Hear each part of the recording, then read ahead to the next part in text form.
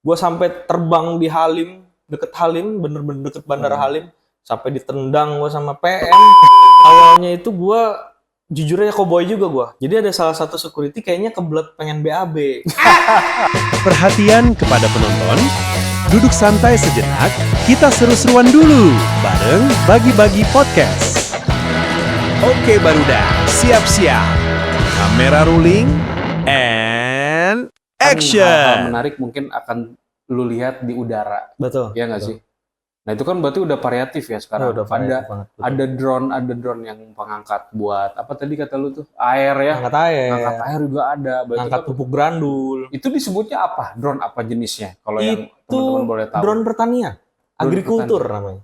Agrikultur. Drone agrikultur. Oh, jadi itu buat angkat-angkat berat ya? Betul. Nah, kalau cerita flashback sedikit, memang awalnya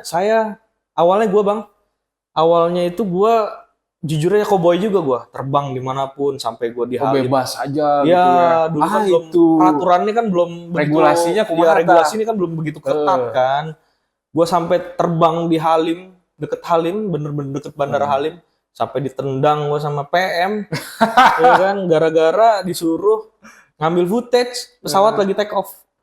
Itu gue sempet. Itu Tapi dari bukan- siapa? bukan- Maksudnya dari perusahaan yang nyuruh atau dari apa? Ada dari Lu apa? salah satu pejabat di Halim. Oke. Ya, Ada salah satu pangkat orang lah, penting berpangkat lah di gitu. situ. Ya, betul. Tapi dia nggak tahu tuh ya. nggak tahu. regulasinya. Memang sebenarnya aman dari jarak ya sekitar 5 kilo lah dari bandara. Kita main zoom aja kan. Gitu. Memang jauh dan gue di pinggir, bukan dari ujung runway-nya, enggak. Gue dari pinggir. Dari pinggir. Betul. Dan saat itu banyak akhirnya jadi banyak penyalahgunaan. Jadi seperti mata-mata dan lain-lainnya gitu kan. Bahkan ada yang terbang di ujung landasan pacu pesawat beneran gitu kan. Nah itu akhirnya jadi kacau tuh. Dan di 2019 kalau nggak salah apa 2020 itu sudah mulai diperketat tuh dari peraturan Kemenhub-nya ya kan. Itu ada yang namanya sertifikasi SIDOPI. Oh. Jadi drone sekarang, pilot-pilot drone sekarang itu wajib SIDOPI. Kalau yang SIDOPI. udah ranahnya profesional ya. SIDOPI apa itu singkatan? SIDOPI itu adalah sertifikasi pilot drone Indonesia. Sertifikasi pilot drone Indonesia. Betul. Oh, SIM ya. SIM-nya drone. Surat izin menerbangi. Ya, surat izin menerbangkan. Menerbangkan. Itu langsung dari Kemenhub. Oh. Dan lumayan susah, ada ujiannya, ada tes terbangnya. Jadi bukan asal-asalan lu Betul. udah bisa gitu ya. Kak? Betul. Dulu malah gue di FASI. Awal mulai di FASI. Itu gue generasi angkatan pertama. Generasi angkatan pertama di drone ya. Kalau FASI kan ngomongin FASI luas. Iya. Di drone dari mulai angkatan pertama gue sertifikasi di angkatan keempat. Karena saking banyaknya antusiasme masyarakat yang pengen tahu gimana rules-nya menerbangkan drone dan lain-lain. Dan akhirnya setelah sertifikasi gue jadi terbuka. Berarti itu udah ada, kalau kata kita udah ada workshopnya. Workshop udah banyak. Lu pasti ngikut dulu itu ya. Ya betul, Beberapa pelatihan, seminar dan lain-lain. Oke. Dan otomatis berarti sekarang SIDOPI itu lu udah punya. Udah punya. Mantap. Nah, itu bukan berarti kita punya SIDOPI malah lebih Bisa sebebasnya juga sebebas itu enggak. Tetap ya. Malah lebih takut kita. Oh. Karena aware akan peraturan, aware akan keselamatan orang lain. Kalau drone kita terbangin misalnya, kita terbangin kan berdasarkan remote. Kalau drone-nya jatuh, kita nggak kenapa-napa. Iya. Coba bayangin kalau misalnya drone-nya kesedot mesin pesawatnya emergency landing, itu bayangin semua yang ada di kabin, orang-orang yang ada di kabin atau penumpang yang ada di kabin, itu pasti shocknya gila sih. Apalagi udah pesawat harus RTB, balik lagi buat landing karena kesedot drone udah kesedot mesin kan, jadi turbulensi. Itu masuk. Itu Pernah ada kejadian? Pernah ada kejadian. Dan bahaya. Itu bahaya, fatal banget. Makanya ketika itu, ya akhirnya gue jadi, oh iya bener juga ya, nggak boleh kayak gini. Bahkan kalau yang paling bahaya, drone ini bisa kesedot medan elektromagnetik kan. Iya benar. Iya kan? Dia Karena ada, dia dia terbang ada pakai kompas. magnet ya.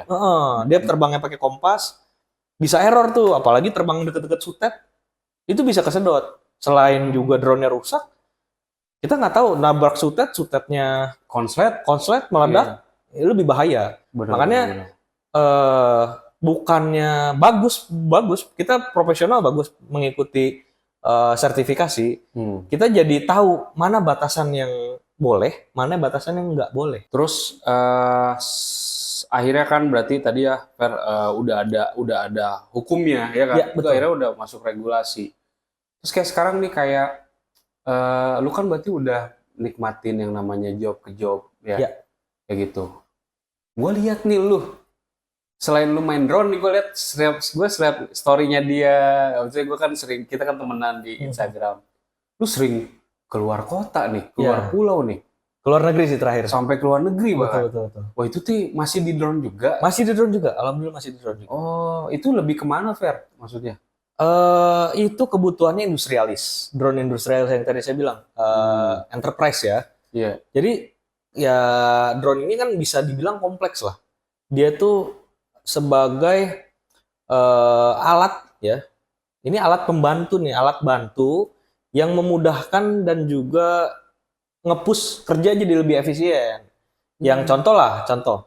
Kayak dulu di Pertamina kalau misalnya kita mau inspeksi, itu kan harus manjat dulu flare ini ya kan flare towernya buat ngelihat flare stack-nya gimana. Iya. Sekarang nggak perlu. Sekarang dia Bener. cuma tinggal drone doang, Tinggal drone. ngambil foto segala macam atau video inspeksinya, dan itu bisa langsung live streaming. Oh. Itu mengurangi tingkat resiko kecelakaan kerja Iya. dan sangat efektif sekali. Iya. Dan terus akhirnya tadi ya itu kan berarti dipakai buat penanggulangan. Betul. Penanggulangan terus kayak inspeksi tadi ya. Berarti sekarang ini udah ada jadi tujuan kerja dong. Iya. Ini udah masuk berarti dunia pekerjaan dong. Yap, betul. Dan berarti entah di luar negeri atau di Indonesia sendiri, berarti udah ada sekolahnya berarti. Sekolahnya ada. Ya. Udah. Dan Ferdi sendiri berarti ngerekomen nih buat teman-teman mungkin kalau itu didampingi Ferdi secara profesional atau Bisa banget, lu bisa ngelatih banget. juga berarti bisa. Bisa banget. Wah, Gua ngelatih kebetulan di lembaganya. mantap. Ini Hexatara ya, Tuh, bisa Certified dilihat. Remote Pilot. Ini salah satu perusahaan yang ya gue berkecimpung juga lah di situ lah, gitu, sama temen gue gitu. Nah, ini perusahaan ini dibangun memang untuk training center Training center buat khusus drone. drone. Itu Fer mulai bukan cuma bisa menerbangkan, bukan cuma bisa main drone-nya. Betul, Tapi mungkin katanya dengar-dengar juga itu lu bisa servisnya juga. bisa. Kalau kebetulan kalau ini kan khusus buat trainingnya nih. Iya. Kebetulan kalau gua ini ya gua salah satu marketing lah di salah satu marketing di distributor drone resmi di Indonesia. Iya. Dari mulai drone besar sampai drone kecil gitu kan, Iya. semua ada di kantor gua. Dan ya nggak usah takut gitu servisnya mau kemana, karena memang udah tersedia layanan service centernya. Jadi tinggal bawa, klaim, kalau misalnya kenapa-napa bakal ditukar baru atau diservis unitnya. Siap, mantap. Oke, pokoknya berarti kalau urusan nanti mau teman-teman nanya soal drone, ya nanti gue simpen di link di deskripsi ya. Betul. Nanti gue simpen linknya buat lu bisa nanya-nanya sama Bang Ferdi, bisa follow-followan buat pengen lebih tahu tentang gimana how to-nya tentang Mungkin drone. ini kali ya, buat tip and tricks kali ya gue ya. Tip and tricks. Oke, nah terus Untuk apa drone aja sih tadi Fer dikasih tingkat do and dan-nya lah. Do and Oke. dan buat kayak temen-temen biar lebih awas nih sama drone nih. Apa yang bisa lu bagiin dulu, temen? Yang pertama, yang paling gua rekomendasiin. Pertama, beli drone itu kalau bisa ya, yang memang udah terjamin mereknya, kualitasnya, dan juga suku cadangnya. Itu yang pertama. Nah itu yang kadang sulit ya. Betul. Ada yang murah-murah tapi kadang kalau kata handphone tuh suku cadangnya nih yang kagak Iya, ada. yang nggak ada. Oke. Terus yang kedua, ketika udah beli drone-nya dari merek tertentu gitu, baca dulu manual book-nya. Kadang Baca itu yang orang Indonesia, termasuk gua, itu nggak aware juga sih sama. Karena kita tuh malas baca. Malas, ya. bener. Di Indonesia kan Ah, itu tuh. minim akan literasi ya. Aduh, jangan malas Tapi- baca berarti. Tapi bener-bener itu ngaruh banget. Kenapa? Karena di satu manual book, dia kan e-book ya. Dia PDF gitu ya. Itu semua ada di situ, dari mulai shortcut-nya, keselamatan terbangnya. Jadi kalau misalnya ada yang mikir, wah drone ini takut nih kalau beli mahal-mahal takut jatuh gitu kan. Enggak, drone ini aman. Asalkan apa? Asalkan kita baca manual booknya. Dan sekarang manual book itu udah langsung PDF. Udah langsung PDF. Udah langsung PDF. Dan kalau aware gitu kan, di situ banyak fitur-fiturnya. Jadi kita bisa tahu, oh cara gunain fiturnya ini, cara ininya gini. Dan sekarang ya lebih mudah lagi di YouTube. Tapi memang kalau di YouTube nggak semuanya dibuka. Fitur-fitur keselamatan di situ nggak ada. Apalagi soal masalah kalibrasi. Kalibrasi, betul. Nah itu kalibrasi itu apa? Kan pasti ada orang awam, mungkin ya ada orang yang nanya, kenapa sih bang harus diputar-putar dulu tuh? Betul. Itu apa tuh Fer? Biasanya kan gue sering lihat lu sebelum itu tuh kayak itu pemanasannya kali ya? Betul. Kalau itu mungkin drone-drone zaman dulu ya. Oh itu yang dulu. Sekarang udah nggak usah lagi diputar. Sekarang nggak perlu. Kecuali ada in case misalnya ada drone ini kena medan elektromagnetik, kompasnya jadi error, itu harus. Itu tuh sebenarnya kalibrasi kompas. Kalau kompas kan, kalau handphone nih, kita biasanya gini-gini kan ya? Iya. Nah kalau drone itu puter-puter. Puter dia. Puter berlawanan arah jarum jam. Dia ada step by stepnya sih. Itu biasanya tetap.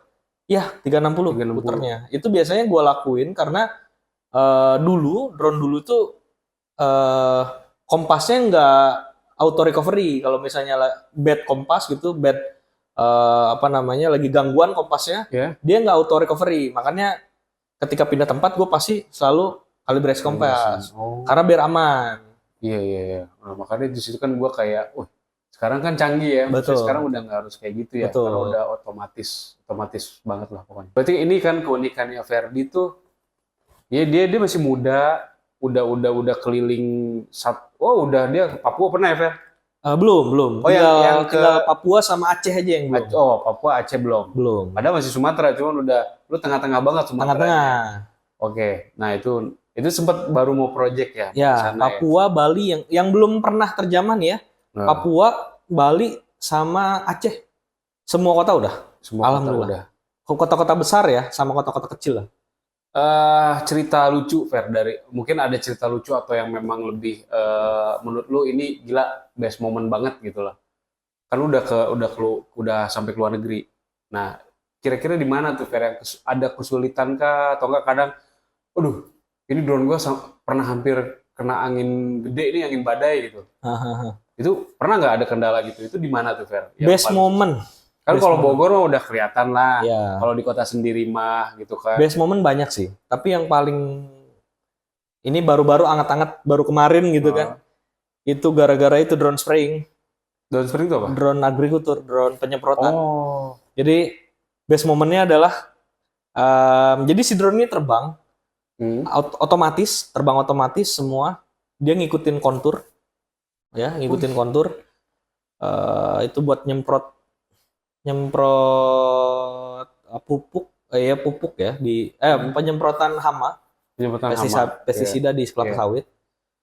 Itu memang awalnya rekomendasi ini kan tip and tricks dari teman-teman gua gitu kan. Gua ngikutin ada salah satu tip and tricks dari distributor dan itu fatal banget karena gua memang belum pernah sih ya. Baru pertama kali nyobain alatnya waktu itu. Dan tiba-tiba pada saat lagi terbang otomatis di tengah jalan, jadi posisi sawitnya kan rapet tuh biasanya kan. Ini tengah-tengahnya ada yang bolong karena sawitnya mati. Jadi si drone ini tiba-tiba turun sendiri. Oh iya, bener kan ngikutin kontur. Ngikutin kontur dia, turun sendiri dan itu best moment banget, panik semua. Di situ ada manajer kebun, ada askep kebun, itu panik semua di sana. Dan alhamdulillahnya itu panik dan itu ada sih rekaman di layar monitor remote. Jadi samping gua kalau terbang kan biasanya berdua nih, ada kopilot, ada pilot. Gua kan pilot. Jadi kopilot gua panik, semuanya panik. Alhamdulillahnya karena semuanya panik gitu, alhamdulillahnya drone-nya nggak kenapa-napa. Karena refleks tangan gua langsung buat nge-throttle up. Jadi drone-nya naik, jadi gua udah refleks naik gitu. Itu bener-bener senam jantung banget. Ya, itu kan berarti udah di autopilot. Udah autopilot. Ikutin kontur. Betul. Tapi kalau mau ada sesuatu hal yang ngedadak, bisa ya? Bisa auto recovery, manual. Yang penting makanya bukan berarti autopilot lu nggak merhatiin, bener nggak? Betul. Berarti tetap harus merhatiin. Betul, harus aware. Gitu. Dia kan kalau dunia drone, sebenarnya di dunia aviasi ya, Dia kan ada dua metode. Ada flight by instrument atau terbang berdasarkan instrumen kayak remote, panel-panel layar, Iya. dan juga flight by visual. Jadi benar-benar kita terbang ngeliatin drone-nya atau kita terbang ngeliatin visualnya nih, Iya. gitu kan. Nah kalau drone ini itu sama bisa dua-duanya. Teman kalau misalnya lagi kerja, kita modenya mode otomatis, itu pasti semuanya by instrumen semua. Kita Ah. pantau dari mulai ketinggian, jarak, gitu kan, baterai. Itu baterai juga apa ya, kritikal banget lah.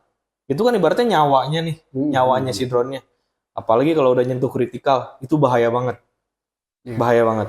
Dan bahkan yang gue pernah lihat Ferdi monitoring pakai VR. Ya, itu untuk drone race itu. Drone race. Nah. Oh, jadi Drone FPV. itu untuk race ya. Ah. Oh, itu kalau itu maksudnya lebih nyaman gimana sih? Lebih nyaman gini aja atau pakai itu? Tergantung kebutuhan sih ya. Kalau Kebutuhan. kalau itu kan lebih ke industrialisnya, lebih ke perfilman ya. Dunia perfilman, Lebih ngelihat kayak looks-nya ya. looks-nya Gitu, betul. kalau mau bener-bener looks ya. Betul. Kayak gitu. Kan kalau ini mah ngejaga safety biar drone nggak gimana-gimana Betul. gitu Jadi ya. kalau drone ini sebenarnya dibagi jadi dua juga, ada Iya. FPV sama juga aerial. Kalau aerial itu ini ngebedainnya cukup mudah sih. Kalau FPV Oke. itu ketika drone-nya miring, dia kameranya ikut miring. Jadi layarnya dia ikut miring. Nah, itu pergerakan-pergerakan ekstrim Iya. itu bagus hasilnya. Kalau menggunakan drone FPV. Iya. Kalau drone aerial itu lebih ke stabil, smooth, Iya. sinematik, itu lebih ke FPV, lebih ke aerial. Kayak pokoknya drone-nya ya kalau misalnya ada gimbalnya gitu kan, tiga aksis atau tiga gerakan, itu pasti drone aerial. Ada nggak tuh yang lucunya tuh nggak sengaja tuh? Fun momennya ketika gue kerja di tambang, gue kan sempet 2020, 2021 gue kan sempet kerja di Iya. tambang di Maluku ya, sama di drone juga. Jadi waktu itu gue lagi ada kegiatan pemantauan udara Iya. via udara gitu menggunakan drone. Jadi ada salah satu tim dari security, itu kan bener-bener pure hutan tuh di tambang itu kan bener-bener pure hutan. Jadi ada salah satu security kayaknya kebelet pengen BAB. Jadi pengen BAB. Akhirnya karena di hutan kan kita bingung mau nyari toilet kan, Bener. dia harus balik ke base dulu kan. Nggak ada MCK ya? Betul. Akhirnya dia bikin napatilas lah di situ ya kan. Lego jangkar. Jangkar. Dan pas banget gitu. Drone itu lagi mantau. Kita pikirnya, wah ini siapa nih ya kan? Iya. Kok lagi jongkok nih? Nah kita rapor lah kan ke security. Ini nih ada sekian. Ternyata pas didatengin sama tim security-nya, bahkan dipantau dari drone, ternyata lagi BAB. Lagi boker gitu. Lu kira beruang madu? Iya, gua kira ini sih. Gua kira lagi ada pencurian atau lagi ada maling lah kan, kita emang lagi berburu maling kan di sana kan. Drone juga ternyata ada drone malam. Iya Ya, betul. Fer. Itu drone malam tuh itu yang disebut apa tuh disebutnya? Vision night ya? Itu drone thermal atau night vision. Night vision. Yes, night vision dan juga thermal. Ada dua kamera. Itu harganya night vision. night vision. Night vision. Oke. Itu harganya udah mantap. Oh, itu yang memang suka dipakai film-film action ya. Malam-malam gitu bisa. Iya, kayak misalnya contoh kayak peperangan Timur Tengah. Iya. Abang tahu, dia kan pemantauan dari atas tuh. Terus dia ngirim rudal. Itu rata-rata pakai drone. Itu drone night vision. Oh, itu pakai yang night vision. Itu dan operasi senyap itu. Pasti. Iya. Oh, itu ngeri banget. Udah ngeri banget. Dan itu harganya nggak tanggung-tanggung, itu pasti di atas ratusan juta. Atas ratusan juta tuh. Bahkan sampai triliun. Drone. Triliun. Satu. Edan. Drone doang tuh. Dan tapi itu pasti izinnya juga berat ya. Oh beda, Dapetin itu speknya lebih ke spek militer. Kalau spek militer itu kan dia ini drone-nya bukan elektrik lagi, tapi turbin, engine asli, engine pesawat Bahan asli. bakar. Pakai aftur. Oh. Dia bisa terbang sampai 16 hari terbangnya. Oh gila ya. Itu udah bisa berhari-hari, bahkan lintas benua dia terbang. Iya. Kayak drone-nya Raptor-nya FG Raptor-nya Amerika Serikat itu bisa lintas benua terbang. Kan makanya ditembakin di Iran, Irak. Itu drone Amerika Serikat itu. Itu bawa payload mahal itu. Dia kameranya bener-bener mahal. gitu. Iya. Wah, gila ya pokoknya. Tangan banget. Banyak bisa dibahas dari soal masalah drone gitu kan. Kalau dikupas lagi lebih dalam mah dari fitur-fiturnya Wah, iya itu betul. udah dari pagi panjang. sampai pagi nggak akan beres kalau Benar. kerja drone. Gitu. Nah, itu tadi ya udah ngobrol sama Ferdi di sini dan pastinya Fer lu punya harapan ke depan dari apa yang lu udah lakuin sama drone, sama nge-pilot. Kira-kira apa nih harapan Ferdi nih? Harapannya kalau Pasti dari lu punya mimpi, pengen cita-cita lagi apa yang pengen lu kembangin dari drone? kalau dari gua sendiri mungkin ini kan stigma orang, wah drone ini adalah akhir dari segalanya gitu kan. Nggak juga sih. Drone ini sama kayak AI. Kalau misalnya Oke. lu bisa nguasain alatnya, lu bisa jago di situ, gitu kan. Bukan berarti misalnya contoh, oh ini pemupukan udah pakai drone, berarti orang-orang udah tergantikan dong. Nggak juga. Kan tenaga kerjanya kita bisa jadiin pilot, Bener. ya kan? Jadi improve teknologi, dia kenal teknologi, kenal bahasa Inggris, kan kita nggak tahu, gitu kan. Terus kalau harapan gua ke depannya, kalau harapan sih gue pengen kerja di luar negeri sih, kerja. Karena kemarin tuh kan cuman visit aja ke luar negeri ya. Pra-project lah. Lebih ke pameran sih, gue visit ke pameran Oke. di Malai ya waktu itu ya. Sempat mau terbang ke Cina, cuman gak jadi karena pesawatnya di cancel. Dan bos gue juga inilah sakit gitu kan, jadi nggak jadi. Gue sih harapan gue pengen kerja di luar negeri sih, terutama ya tidak menutup kemungkinan di area-area Timur Tengah sana itu cukup menarik lah buat lebih advance di dunia drone ya, karena pemanfaatannya sangat banyak gitu ya. Harapan gue itu aja sih. Oke, mantap banget. Sekali lagi. Dan anak muda jangan cepet puas juga sih. Jangan cepet puas. Jangan cepet puas ya. Banyak hal yang bisa dieksplorasi, nggak cuma dari drone doang. Ya apa ya? Lakuin yang lu bisa dan lakuin apa yang bisa berguna untuk orang lain juga sih sebenarnya gitu. Wah, Kayak misalnya kita kan dulu juga wih, sempet kita project nggak bener. ada dibayar sama orang, Gak gitu kan. dibayar. Nggak dibayar dan Oke. ya udah kita kasih footage ya. Yang penting portofolio ya. Portofolio Kita betul. kumpulin. Ya Nah. jangan untuk awal-awal ya, jangan ikutin cuan dulu Bener. lah. Nah, ini gue juga nambahin teman-teman. Betul. Buat teman-teman yang punya drone tadi ya, lu jangan putus asa, jangan sampai drone lu dijadiin pajangan. Ya kan, kalau misalnya lu rusak drone-nya, butuh apa-apa, lu bisa langsung nih follow Instagramnya Ferdi ya, di Ferdiansyah ya. FRDI Ansyah SC. Oke. Terus itu nanti gue tulis di bawah dan gue nanti kasih juga di link deskripsi ya, buat kalian bisa follow, langsung tanya-tanya sama Bang Ferdi. Dan itu yang itu ya tadi ya, banyakin portofolio, Banyakan portofolio. banyakin terus belajar Ya, ya. betul. Jangan sukar untuk belajar hal baru Ya. gitu ya. Dan tadi kalau udah nyemplung ya nggak, lu harus berenang di situ. Ya, betul. Lu udah nyemplung, jangan terus di dalam juga, lu harus bisa ke pinggir lagi. Betul. Gitu, lu harus bisa jago lagi gitu kan. Nah, oke. Makasih Bang Ferdi udah Thank you very much juga. gabung di bagi-bagi Bang Irwan. podcast.